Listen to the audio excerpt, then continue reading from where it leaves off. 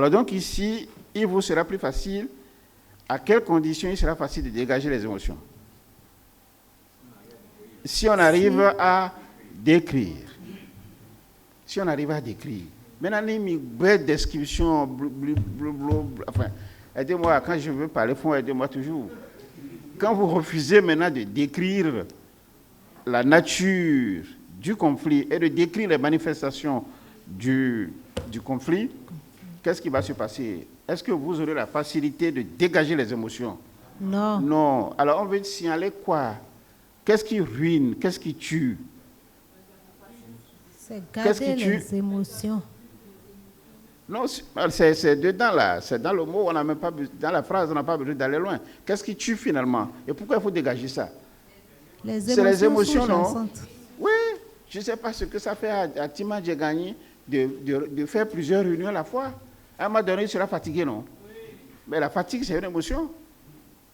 Même quand il va savoir que tel enfant va encore venir et que l'enfant vient effectivement et commence à répéter les mêmes bêtises que l'on a entendues plusieurs fois, mais ça fatigue.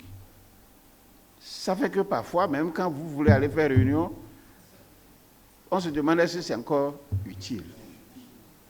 Parce que les émotions sous-jacentes, tant que vous n'êtes pas arrivé en fait à les dégager, il faut maintenant les maîtriser.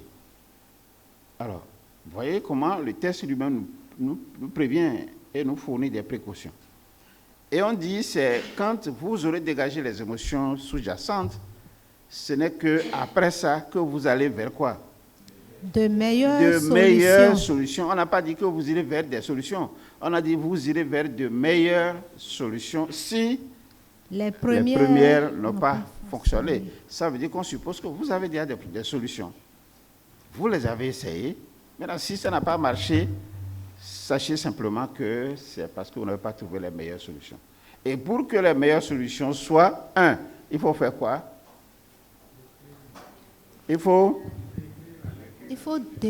décrire donc la nature du conflit, et décrire ses manifestations, dégager quoi? Les émotions. Dégager les émotions et envisager maintenant les solutions, aller regarder les solutions qu'on a appliquées jusque-là. Et si le conflit perdure, ça veut dire que ce n'était pas la solution qui devait fonctionner. Mes amis, vous me suivez là? Alors, est-ce que vous avez le sentiment que tout ce que nous avons suivi tout à l'heure, en termes de récit, en termes de narratif, est-ce que ça a suivi ce cheminement-là? Non. Donc, on a parlé pour... Gabriel? Oui. C'est ça, non? C'est ça. Oui, la petite sœur, elle est venue, elle a dit bon, et puis bon, finalement, c'est quand elle est enceinte que le climat est revenu un peu. Donc, ça veut dire que la finalité, c'est qu'elle n'a qu'à aller se faire enceinter pour que l'ambiance revienne. Est-ce que c'est un mécanisme de gestion, ça? Non, du tout. Toi qui devais envoyer les 25 000, tu n'as pas envoyé, tu as fait transfert, donc tu t'es débarrassé. Bon, la sœur là-bas aussi a vu que la petite sœur, elle est peut-être récalcitrante. Les deux se sont embrouillés, l'autre est revenu, on l'a mis dans une école de pharmacie, je vois que c'était ça. Hein? Et puis en fin de compte, bon voilà le résultat. Comme personne ne s'en occupe, un garçon a trouvé. Et comme le garçon a trouvé, bon, elle aussi elle a trouvé garçon. Et puis ce qui devait venir est advenu. Donc voilà. Alors ici, donc je viens donc à mon chapitre 3, où on dit ici, il faut décrire la nature du conflit, il faut décrire les manifestations du conflit, il faut dégager les émotions sous-jacentes et aller vers de meilleures solutions si les premières n'ont pas fonctionné. Alors, ces 4 actions sont encadrées par une condition et un avantage. La condition, ici, c'est quoi? Non. La condition, c'est si vous arrivez à. C'est la condition. Et l'avantage, c'est quoi? Il vous sera plus facile de. Alors moi, je veux bien que dans le cadre de ce que nous allons faire peut-être demain, c'est ce que j'appelle capitaliser les résultats obtenus pour les analyses ultérieures. Que ceux qui nous ont offert l'occasion essaient maintenant de suivre ce cheminement en disant quelle est la nature du conflit. Ensuite, quelles sont les manifestations du conflit? Troisièmement, les émotions que le conflit a générées dans la famille. Et enfin, quelles sont les solutions qu'on a trouvées? Si on a trouvé les solutions et qu'il n'y a plus d'ennuis, bon, tant mieux. Maintenant, si on a trouvé les solutions et que les ennuis continuent, ça veut dire qu'on n'est pas allé. Alors moi, je vais, à partir de ce moment, vous offrir, en termes de nature du conflit, je vais vous offrir peut-être quelques éléments. Alors, il y a des conflits qui datent de, je ne sais pas quoi, oui, de très longtemps.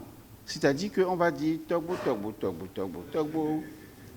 C'est-à-dire que c'est un conflit, on va dire, les Hanzo sont contre les Tegbissou. Je donne un exemple comme ça. Hein.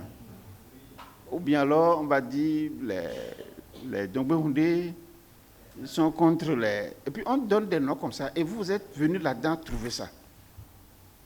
C'est ça ce qu'on appelle un conflit atavique. C'est les conflits ataviques. C'est-à-dire que c'est des conflits de génération et de très anciennes générations dont vous n'avez aucune clé pour résoudre ça facilement. C'est un conflit atavique, A-T-A-V-I, atavique, Q-U-E. Vous me suivez là? Je n'ai pas écrit ça au tableau là. Hein. Donc, ne cherchez pas ça, je vous dis ça comme je l'ai dit. Est-ce que dans vos familles ataviques, Q-U-E, est-ce que vous connaissez des histoires où qu'on est venu, qu'on vous a conté pour dire nos aïeux, ils sont restés auprès de tel aïeux et les terres qu'on a données, on a fait ceci, et puis les gens disent, vont réclamer. Vous connaissez des histoires comme ça, non? Et quand on commence par dire, mais ça date de quand? On va dire, ça fait déjà 1872. Et après, 1872, ça fait le 19e siècle. Et nous nous retrouvons au 21e siècle. Et c'est ça, ce conflit maintenant qu'on va traîner devant le tribunal pour dire que c'est nos aïeux qui ont donné le domaine là à leurs aïeux, et c'est en ce moment qu'on trouve qu'il faut aller réclamer. Ça, c'est un conflit atavique. Est-ce que vous me suivez bien, mes frères? Mes amis, vous me suivez bien? Maintenant, il y a d'autres conflits qui sont des conflits vicieux et pernicieux. Pourquoi c'est vicieux et c'est pernicieux? C'est parce qu'il y a plusieurs acteurs dedans. Il y a plusieurs acteurs, et là où c'est pernicieux, c'est que la mésentente est forte. Donc plusieurs acteurs qui ne sont pas prédisposés à s'entendre. Donc ça devient pernicieux. Vous arrivez à convaincre un acteur aujourd'hui, il dit non, si c'est ça, mais dès que vous allez vous retrouver encore, c'est lui qui va changer encore d'avis. Ou bien vous ne connaissez pas des conflits comme ça. Il va encore changer d'avis. Ça, c'est des conflits vicieux et pernicieux. Ça fait combien de types de conflits là déjà? Deux types. On va passer au troisième conflit. On est au niveau de la nature des conflits. Il y a des conflits complexes. Les conflits sont complexes parce que les solutions existent dans la famille. Et ces conflits complexes se résolvent avec une bonté et une entente facile. Midjohodo était menacé. Maintenant c'est moi. Oui, mais laissez tomber. Donc quand vous vous trouvez avec des acteurs qui ont compris des questions de ce genre et savent que c'est complexe, mais l'entente peut aider à résoudre cela, là, c'est fini. Et on prend toujours l'exemple dans la famille pour dire ce que nous sommes en train de traverser aujourd'hui comme crise ici chez tel. Cela s'était déjà passé avec tel autre dans la même famille. Voici comment nous avons réglé ça. Et aujourd'hui, la paix est revenue là-bas. Donc la solution existe au sein de la famille. Mais si la solution n'existe pas au sein de la famille et qu'il faut aller trouver d'autres acteurs, ça devient vicieux. Et s'il n'y a pas entente, ça devient pernicieux. Dernier conflit, c'est le conflit modéré et simple. Pourquoi les conflits là sont modérés et simples? C'est parce que les solutions sont en l'interne au niveau des acteurs. Je prends une femme et son mari. Bon, les deux ne se sont pas entendus sur un sujet, un objet banal.